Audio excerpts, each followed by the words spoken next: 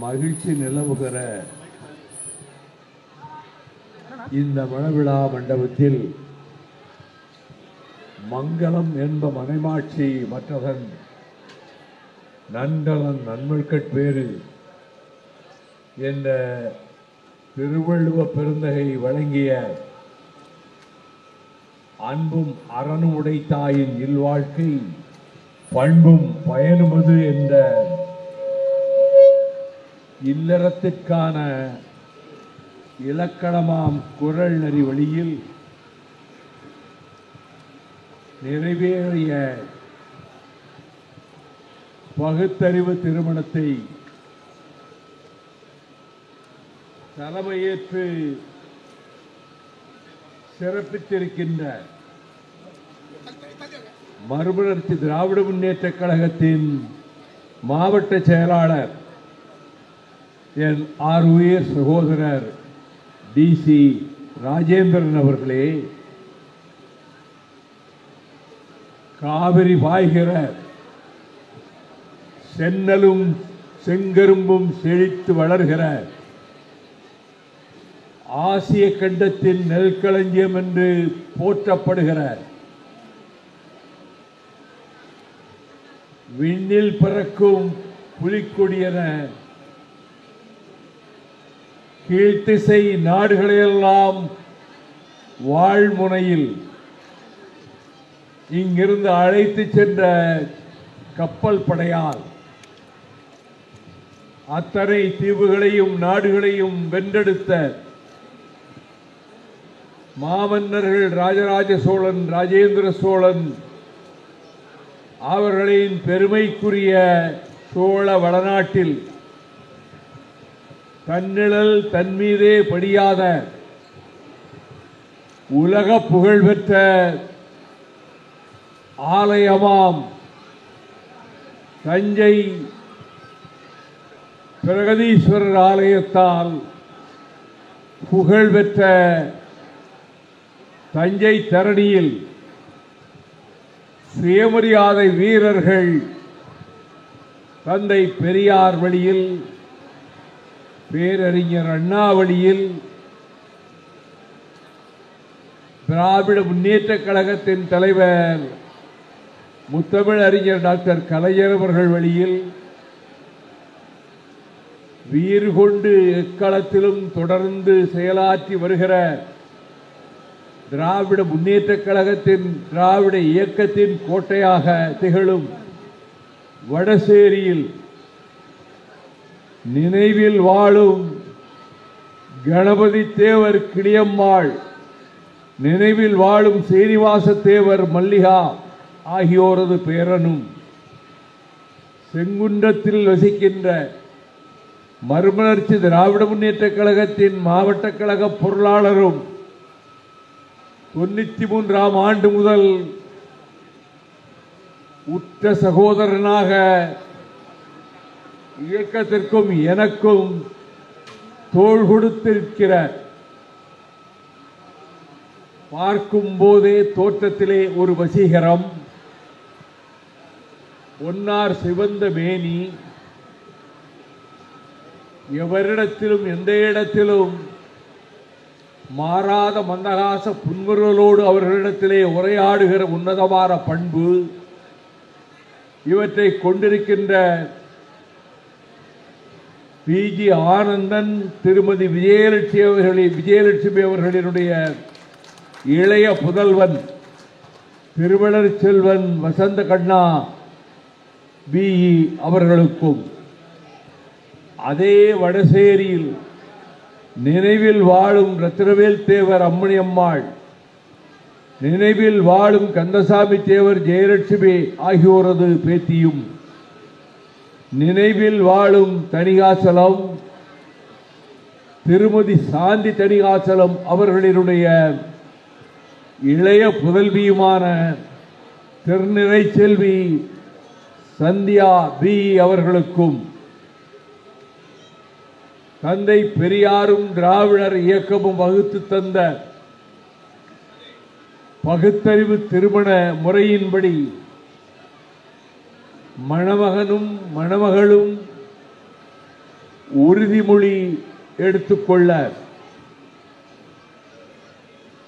அவன் பின்னர் கழுத்திலே மலர் மாலைகள் அலங்கரிக்க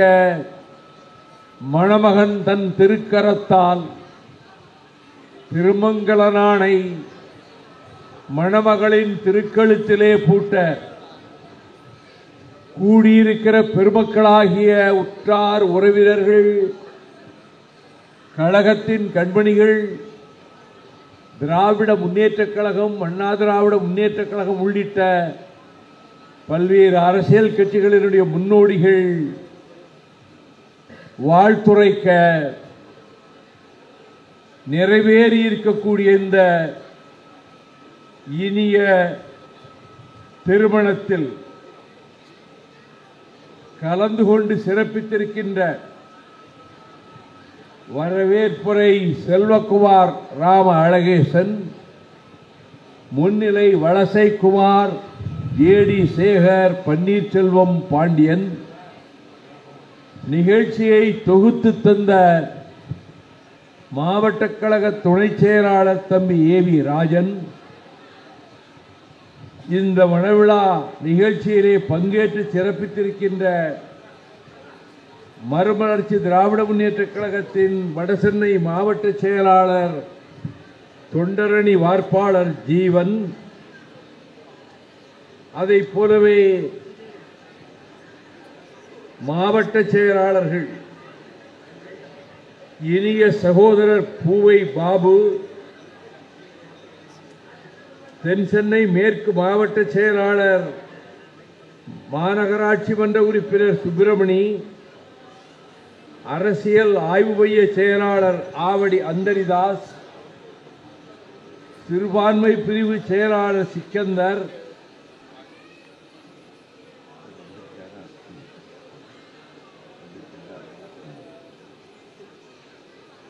திருவள்ளூர் வடக்கு மாவட்ட காங்கிரஸ் கமிட்டியின் தலைவர் பொன்னேரி சட்டமன்ற உறுப்பினர் மதிப்புமிக்க துரை சந்திரசேகர், வடசென்னை கிழக்கு மாவட்ட செயலாளர் மாநகராட்சி மன்ற உறுப்பினர் ஜீவன், செங்கல்பட்டு வடக்கு மாவட்ட செயலாளர் அரிமா மாவை மகேந்திரன், காஞ்சி மாவட்ட செயலாளர் தோழர் கருணாகரன், செங்கல்பட்டு கிழக்கு மாவட்ட செயலாளர் மேற்கு மாவட்ட செயலாளர் பரத், KR ராஜேந்திரன், இலக்கியணி பொருளாளர் காட்வி ரஜு,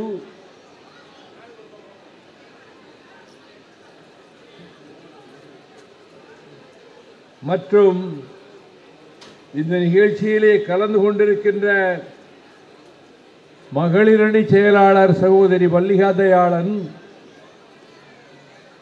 ராஜா திருநாவுக்கரசு, அப்துல்லா, உஷா ஜெயச்சந்திரன், ஜெயபால், ஒய்யார் ராஜா, லயன் பாஸ்கர், அட்கோமணி, தரஞ்செழியன், விஜயராகவன் மணி, தமிழரசு குமார், ஜெய் மதன், விப்ர நாராயணன், பாபு, திராவிடமணி, அரிமா சந்திரசேகர், பக்தவச்சலம், நன்றி உரை ஆற்ற இருக்கிற செங்குன்றம் நகர செயலாளர் வேல்முருகன், பகுதி செயலாளர்கள், இளைஞரணி, மாணவரணி அமைப்பாளர்கள் உள்ளிட்ட மறுமலர்ச்சி திராவிட முன்னேற்றக் கழகத்தின் உயிராக, உயிர் மூச்சாக தங்களையே அர்ப்பணித்துக் கொண்டிருக்கின்ற என் பாசமிகு கழகத்தின் கண்மணிகளே, அன்புடைய தாய்மார்களே, அருமை பெரியோர்களே, கழுத்தில் மலர் மாலைகளோடும் நெஞ்சத்தில் எதிர்காலத்தை குறித்த இன்பக் கனவுகளோடும் ஒரு நிறைந்த இல்வாழ்க்கையை, நீடிய ஆயுளும் நிறைந்த ஆரோக்கியமும் கொண்ட இல்வாழ்க்கையை குழல் இனிது யாழ் இனிது என்பதம் மக்கள் மழலை சொல் கேளாதவர் என்ற வான்புகள் வள்ளுவன் வகுத்த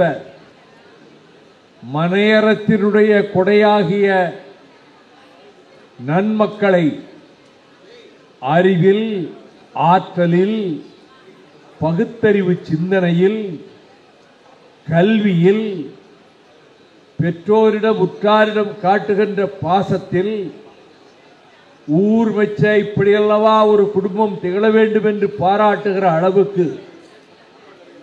கருத்து ஒருமித்து காதல் வயப்பட்டு யாயும் யாயும் யாராகியரோ எந்தையும் நுந்தையும் எம்முறை கேளீர் யானும் நீயும் எவ்வளி அரிதும் செம்புலப் பெயல் நீர் போல அன்புடை நெஞ்சம் தாம் கலந்தனவே என்று சங்க இலக்கியங்களில் செம்புலப் பெயல் நீரார் என்ற கவிஞன் பாடிய பாடலுக்கேற்ப ஒருவர் நெஞ்சிலே இன்னொருவர் நிரந்தரமாக இடம்பெற்று அணுவளவு கருத்து வேறுபாடுகளுக்கும் இடம் கொடுக்காமல் ஒருவருக்காக ஒருவர் வாழ்ந்து உயரிய இல்லற வாழ்வை பெற்று திகழ வேண்டும். 100 ஆண்டு கடந்து வாழ்க, நோய் நொடியின்றி வாழ்க, அறம்சார் மக்களை பெற்று வாழ்க, பெற்றோர் பெருமிதம் கொள்ளத்தக்க இல்லறம் கண்டு வாழ்க. இங்கோ ஆயிரக்கணக்கான மைல்களுக்கு அப்பாலே இருக்கிற அமெரிக்க நாட்டில் நம்முடைய வீட்டு பிள்ளை வசந்த் கண்ணா அவர்கள் பொறியாளராக பணியாற்றி வருகிறார். அதைப் போலவே மணமகளாக அமர்ந்திருக்கின்ற திருநிறை செல்வி சந்தியா பிஇ அவர்களும் இனி அடுத்து தன் மணாளனோடு அமெரிக்க நாடு செல்ல இருக்கிறார். அந்த அமெரிக்க நாட்டிலே நீங்கள் வாழ்கிற இல்லற வாழ்வில் பெறுகின்ற மக்கள் செல்வத்துக்கு தொடக்கத்திலிருந்தே தமிழ் கல்வி புகட்டி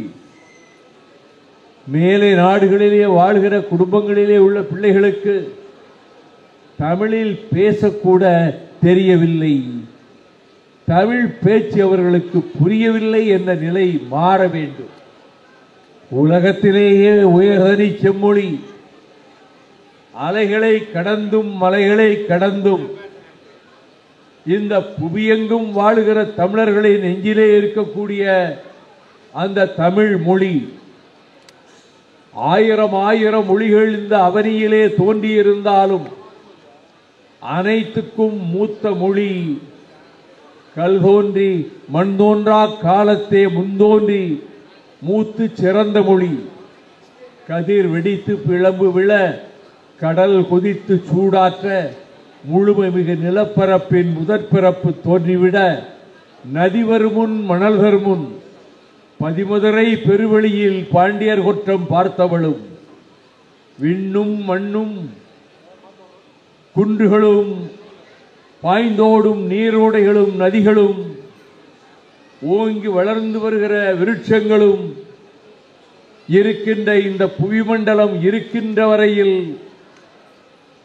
எந்நாளும் எல்லாண்டும் நிலைத்து நிற்கக்கூடிய மொழி உலகிலேயே செந்தமிழ் மொழிதான் என்ற அந்த பெருமைக்குரிய தமிழுக்கு உரியவர்களே வடசேரி திராவிட இயக்கத்தின் கோட்டை என்பதை நான் நன்கு அறிவேன். இன்று மத்திய அமைச்சராகவும் திராவிட முன்னேற்றக் கழகத்தை சென்னை பட்டணத்திலே கட்டி காத்து டாக்டர் கலைஞர் அவர்களுக்கும் இன்றைய முதல்வர் மாண்புமிகு தளபதி மு.க. ஸ்டாலின் அவர்களுக்கும் சேனாதிபதியாகவே இயங்கி வருகிற பாசமிகு சகோதரர் டி.ஆர். பாலு அவர்கள் அதை போன்ற இயக்க முன்னோடிகள் பலரும் வடசேரியை சேர்ந்தவர்கள்தான். இன்று வடசேரியிலே இருந்து பலர் வந்திருக்கிறார்கள்.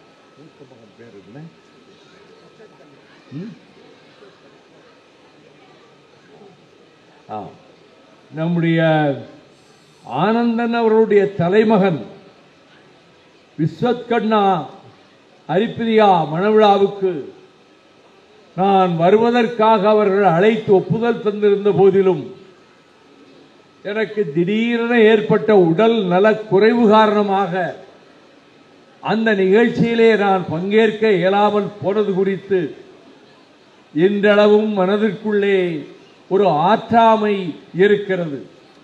ஏனெனில் பார்த்த மாத்திரத்திலேயே காந்த கல்லாக வசீகரிக்கக்கூடியவர்தான் என் சகோதரன் ஆனந்தன். அவர் எந்த சலனத்துக்கும் எந்த சஞ்சலனத்துக்கும் சற்றும் இடம் கொடுக்காமல் இந்த இயக்கத்திலே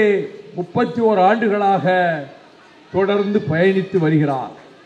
நகர செயலாளராக, பொதுக்குழு உறுப்பினராக, இயக்கத்தின் பொருளாளராக திகழும் அந்த குடும்பத்தில் நம் அனைவரும் ஒரு தாய் வயிற்றிலே பிறக்க அந்த மணிவேறு தாங்காது என்ற காரணத்தால் நாம் அனைவரும் தனித்தனி தாய் வயிற்றிலே பிறந்து அண்ணன் தம்பிகளானோம் என்று காஞ்சி தலைவர் அண்ணா கூறியது போல சாதி மத எல்லைகளுக்கு அப்பாற்பட்டு யாதும் ஊரே யாவரும் கேளீர் என்ற கோட்பாட்டின்படி இணைந்து வாழ்ந்து வருகிற நம்முடைய சகோதரர்கள் இந்த நிகழ்ச்சிக்கு நிரம்ப வந்திருந்தாலும் நான் இந்த ஒலிபெருக்கியிலே வந்து வாழ்த்துவேன் என்று டிசிஆரும் எதிர்பார்க்கவில்லை, ஆனந்தனும் எதிர்பார்க்கவில்லை, யாரும் எதிர்பார்க்கவில்லை. காரணம், நேற்று மாலை எனக்கு ஒரு சிறிய அறுவை சிகிச்சை நடந்தது. 3 நாட்களுக்கு நீங்கள் எங்கேயும் பேசக்கூடாது, குறிப்பாக ஒலிபெருக்கியிலே பேசக்கூடாது என்று கூறியதை அப்படியே நான் தெரிவித்த போது நீங்கள் வந்து மங்களநாணை எடுத்துக் கொடுத்து அவர்கள் மாலை மாற்றினாலே போதும் என்றுதான்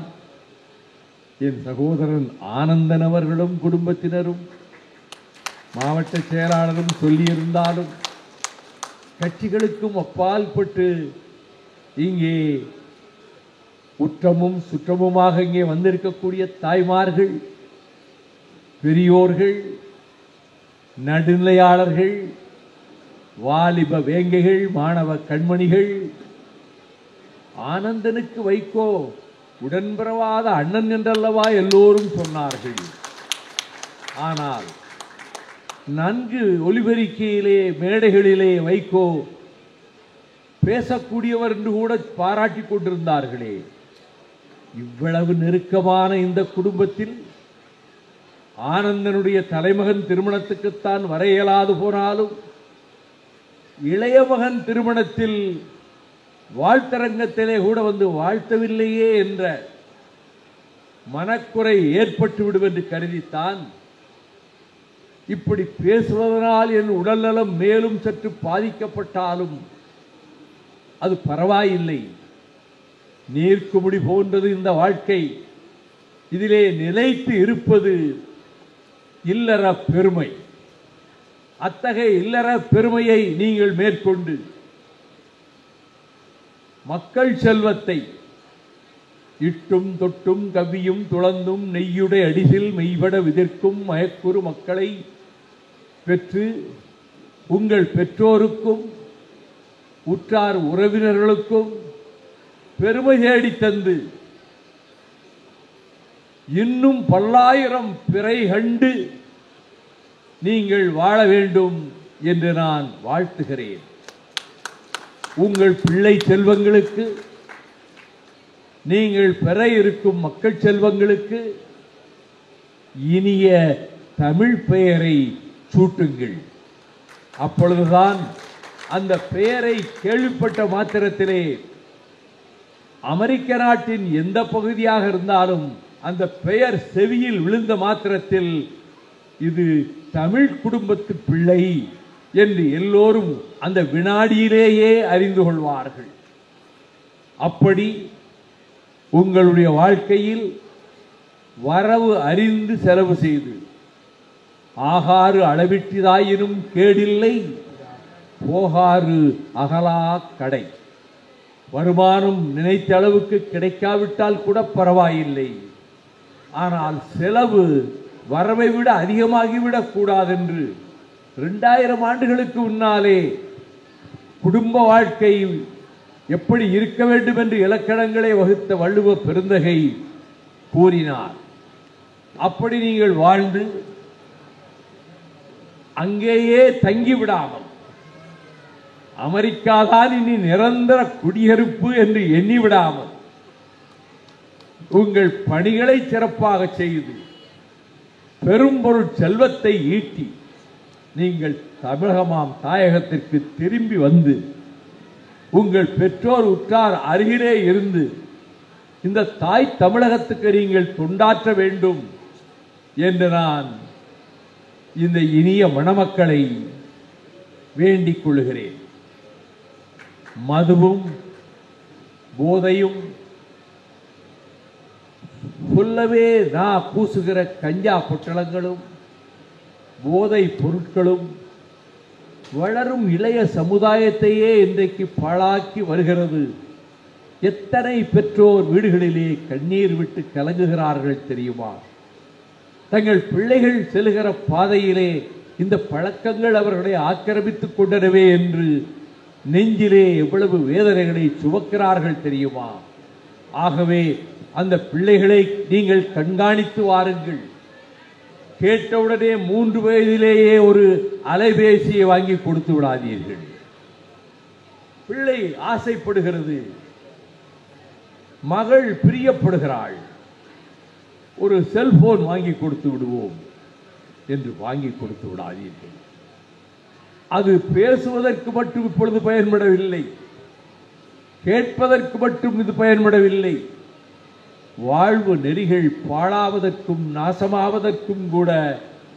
அந்த அலைபேசி பயன்படுத்தப்படுகிறது. எனவே நீங்கள் வளர்க்கிற போது அவர்கள் பிடிவாதம் பிடிக்கிறார்கள் என்பதற்காக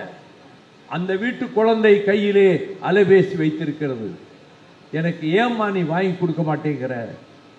அப்பா ஏன் மறுக்கிறாரு என்று அவர்கள் பிடிவாதம் பிடித்து உங்களிடம் சண்டை போட்டாலும் சரி, வாங்கி கொடுக்காதீர்கள். அதை போல பிள்ளைகள் பள்ளிக்கோ கல்லூரிக்கோ சென்றுவிட்டு ஆதவன் அஸ்தமிக்கிற நேரத்தை அடுத்து அதற்கு முன்னதாகவே வீடு வந்து சேர வேண்டும் என்பதிலே கவனமாக இருங்கள். எனவே முன்னிரவு பொழுதிலே பின்னிரவு பொழுதிலே அவர்கள் நேரம் வீணாக கூடாது, தவறாக போய்விடும் என்ற வகையில் அந்த பிள்ளைகளை நீங்கள் பாங்குடன் வளர்த்து பண்பாட்டுடன் வளர்த்து அவர்களுடைய வாழ்க்கையை நீங்கள் அமைத்து கொடுக்கவும் உங்களுக்கு அவர்கள் பெருமை தேடி தரவும் இந்த இனிய இல்லறம் காணும் மணமக்கள் போல உங்கள் வீடுகளிலும் உங்கள் வீட்டுக்கு வருகிற மருமகளோ மருமகனோ அப்படிப்பட்ட இயல்புடன் இருக்கவும் நீங்கள் உங்களுடைய வாழ்க்கையை அமைத்துக் கொள்ள வேண்டும் என்று நான் கேட்டுக்கொள்கிறேன். இங்கே என்னுடைய அன்பு சகோதரர்கள் பலரும் பேசவே கூடாதுன்னு சொல்லியிருக்காங்க. இவர் திடீர்னு போய் ஒலிபெருக்கி போய் பிடித்து பேச ஆரம்பித்தார். பேச்சையும் நிறுத்துவதாக காணோம் என்று கவலைப்படுகிற என் சகோதரர்களுக்கு மத்தியில் ஒன்றை சொல்வேன். பேரறிஞர் அண்ணா அவர்களினுடைய பிறந்தநாள் விழாதான் தமிழர்களின் திருவிழா, தென்னாட்டின் திருவிழா, உலக தமிழர்கள் போற்றும் திருவிழா. காஞ்சியிலே கண்மலர்ந்து உலகமெங்கும் வாழும் தமிழர்களின் உள்ளங்களிலே இடம்பெற்று இந்த மண்ணுக்கு தமிழ்நாடு என்று பெயர் சூட்டி சுயமரியாதை திருமணத்தை சட்ட வடிவமாக்கி இந்திக்கு இங்கு இடமில்லை, தமிழும் ஆங்கிலமும் தான் என்று சட்டமாக்கி அழியாத புகழையும் அழிந்து போகாத பாதுகாப்புகளையும் ஏற்படுத்தி கொடுத்த அறிவார்ந்த மக்கள் போற்றுகின்ற தென்னாட்டு பெருநாட்சால் இந்நாட்டு இங்கர்சால் தென்னாட்டு காந்தி காஞ்சி கரிபால்டி என்று வர்ணிக்கப்பட்ட பேரறிஞர் அண்ணா அவர்களினுடைய பிறந்த நாள் விழா செப்டம்பர் 15. அதனை காவிரி தீரத்தில் காவிரி ஆறு பொன்னி ஆறு பாய்ந்தோடுகிற அந்த சோழ வளநாட்டின் ஒரு பகுதியாகிய திருச்சிராப்பள்ளியில் மலைக்கோட்டை மாநகரத்துக்கு அருகே பெருஞ்சிறப்புடன் அந்த மாநாட்டை வழக்கம் போல ஒவ்வொரு செப்டம்பர் 15லும் லட்சக்கணக்கானவர்களை திரட்டி 1998 ஆண்டு செப்டம்பர் 15 இந்திய நாட்டினுடைய தலைமை அமைச்சர் அடல் பிகாரி வாஜ்பாய் அவர்களையும் உள்துறை அமைச்சர் எல்.கே. அத்வானி அவர்களையும் ராணுவ அமைச்சர் ஜார்ஜ் பெர்னாண்டஸ் அவர்களையும் மத்திய மந்திரி சபையில் இருக்கக்கூடிய அமைச்சர்களையும் காஷ்மீர் முதலமைச்சர் டாக்டர் ஃபரூக் அப்துல்லா அவர்களையும் பஞ்சாப் மாநில முதலமைச்சர் பிரகாஷ் சிங் பாதல் அவர்களையும் பாட்டாளி மக்கள் கட்சியினுடைய தலைவர் ஐயா டாக்டர் ராமதாஸ் அவர்களையும் அந்த மேடையிலே வந்து அண்ணாவை பற்றி வாழ்த்து சொல்லுகின்ற ஒரு வாய்ப்பை நாம் ஏற்படுத்தி கொடுத்தோம். அதை போலவே ஆண்டுதோறும் அந்த விழாவை சிறப்பாக நடத்தி வருகிறோம். இந்த ஆண்டும் நீங்கள் இந்த நிகழ்ச்சிக்கு வந்திருக்கக்கூடிய என்னுடைய அன்பு தம்பிமார்கள், பாசமிகு சகோதரர்கள், இது காலத்தின் கட்டளை என்று கருதி இப்பொழுதிருந்தே நீங்கள் திருச்சிக்கு வந்து மாநாட்டிலே கலந்து கொள்ளுகின்ற ஆயத்த வேலைகளிலே ஈடுபட வேண்டும் என்று அன்போடும் உரிமையோடும் கேட்டுக்கொண்டு, வாழிய எம் மணமக்கள்,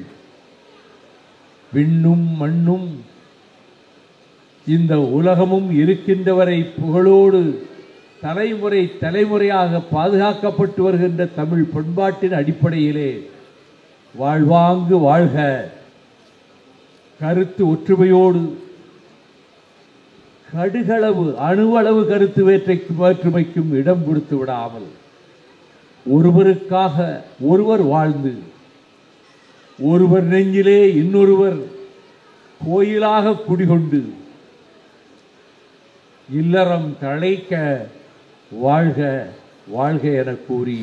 என் வாழ்த்துரையை இத்தோடு நிறைவு செய்கிறேன். நன்றி, வணக்கம்.